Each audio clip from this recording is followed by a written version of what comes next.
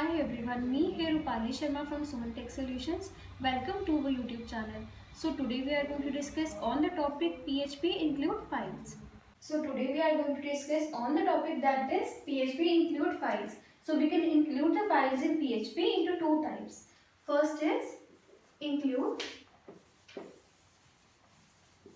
and the second one is require. So these are the two types to include the file in PHP. So now we'll talk about the syntax of the include file, that is PHP tag start, in between this write include and then the file name which we want to include, and then extension that is .php, then tag close.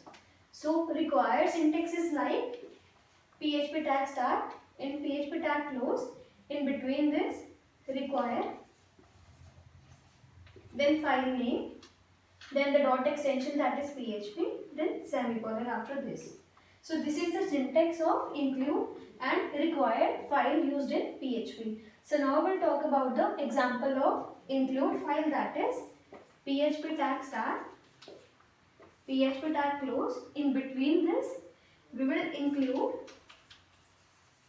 the file name. Suppose we are including the header, that is .php with the extension, then semicolon, and then PHP tag close.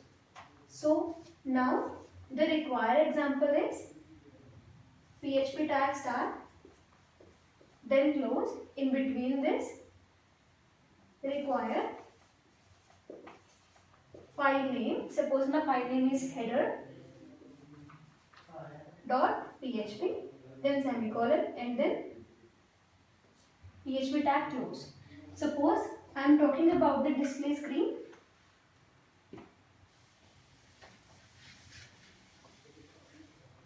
Suppose this is my display screen. So now we are talking about the include file. Suppose my header file has been included in this form.